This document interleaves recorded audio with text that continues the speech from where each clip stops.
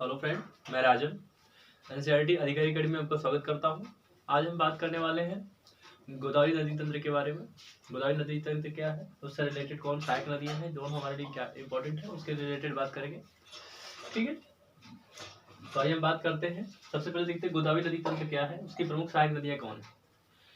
इसके पहले बाएं और दाएं दो स्थितियां देखते हैं। ठीक है, सबसे पहले जानते हैं गोदावरी नदी का उद्गम कहाँ से होता है। बहुत बार क्वेश्चन आता है कि गोदावरी नदी का उद्गम कहां से होता है। त्र्यंबक के पास, यानी त्र्यंबक एक जगह है, कहां पर है, नासिक में। नासिक में एक जगह त्र्यंबक है जो महाराष्ट्र रिलेटेड है, वहां से गोदावरी नदी का उद्गम होता है और गोदावरी नदी उद्गम करते हुए अंततः चली जाती है बंगाल खाड़ी की ओर गिर जाती है। ठीक है, इससे प्रमुख सहायक नदियां आती है। कौन कौन सी नदियां आती है, तो पहले हम देखेंगे इसके बाएं साइड की नदियां। तो बाएं साइड में अधिक नदियां आती है, दाएं साइड में एक ही नदी होती है, देखते हैं उसके बारे में भी। तो देखते हैं कि बाएं साइड में सबसे पहले है दूधा। दूधा नदी आती है, दूधा नदी में आ जाती है, पूर्णा नदी मिल जाती है और संयुक्त रूप से गिर जाती है कहाँ, गोदावरी नदी में मिल जाती है।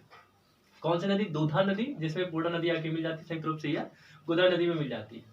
उसके बाद मंजेर नदी आती है बाएं तरफ से। फिर पेन गंगा, पेन गंगा एक संयुक्त धारा है, लेकिन पेन गंगा आती है जैसे इसमें वर्धा और वेन गंगा आके मिलती है, जिसकी संयुक्त धारा मिल जाती है प्राणहिता के नाम से चली जाती है। और ये प्राणहिता कहाँ चली जाती है, गोदावरी में।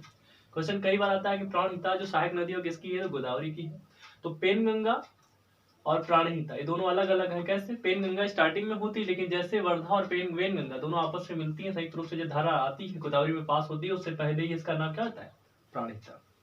ठीक है, अगली पॉइंट से इंद्रावती। इंद्रावती आगे गोदावरी मिल जाती है बाएं तरफ से। फिर ताल हो गया, फिर सबरी हो गया। तो सबरी क्या है कि पहले इससे रिलेटेड सेलुरी है। क्वेश्चन बहुत बड़ा कि सेलुरी किसकी सहायक नदी है, तो सेलुरी इसकी सहायक नदी है। सेलुरी में आके सबरी मिल जाती है और सेलुरी पर ही बालीमेला, बालीमेला जल सागर। क्वेश्चन आया है कि बालीमेला जल सागर किस नदी पर स्थित है, तो सबरी पर, सबरी पर। और सबरी किसकी सहायक नदी है, तो गोदावरी पर। तो गोदावरी के बाद तरफ से कौन है, दूधा हो गया, पूर्णा हो गया, मंजेर हो गया, पेन गंगा, वर्धा, वेन गंगा, प्राणहिता से रिलेटेड इंद्रावती हो गया, ताल हो गया, सबरी हो गया, बालीमेला जल सागर किसमें है, सेलुरी में। ठीक है, सही रूप से सब क्या है, बाएं तरफ से मिलने वाली नदी है, इसमें गोदावरी में। लेकिन दाएं तरफ से मिलने वाली नदियों में क्या है, एकमात्र नदी है कौन, मंजीरा नदी। और मंजीरा नदी पर एक बांध या एक सागर है जो जल को निकास के लिए बनाया गया है, और खास उसका नाम निजाम सागर। बहुत बार क्वेश्चन आया है, लोग कंफ्यूज होकर गोदावरी को मार देते हैं, वास्तविकता गोदावरी की सहायक नदी इसका नाम क्या है, मंजीरा। तो मंजीरा पर ही बनाया गया निजाम सागर बांध है। तो क्वेश्चन इससे रिलेटेड है, इसलिए गलत नहीं होना है। तो आप देख सकते हैं कि उत्तर में इतनी नदियां हैं और दक्षिण में, अर्थात कह सकते हैं कि बाएं तरफ से इतनी नदियां हैं और दक्षिण में यानी दाएं तरफ से एक नदियां हैं। ठीक है, अब इसको ट्रिक के माध्यम से देखेंगे। तो दूधपूर्ण पेनवेन, दूधपूर्ण पेनवेन, इंद्रसवा, सलूरी, मंजीरा, ताल, मंजेर। ठीक है, इसको शॉर्ट में देखेंगे याद करने के लिए। दूध से हो गया दूध, दूधा। पूर्ण से हो गया पूर्णा। पेन से हो गया पेन गंगा। वेन से हो गया वेन गंगा। इंद्र से हो गया इंद्रावती, इंद्रावती। सवा से हो गया, आप देखेंगे इधर सवरी हो गया। ठीक है, सलूरी आप देख ही ले रहे हैं। मंजीरा हो गया, मंजीरा इधर देख लीजिए। फिर ताल आपने देखा, फिर मंजेर, मंजेर आप इधर देख लीजिए।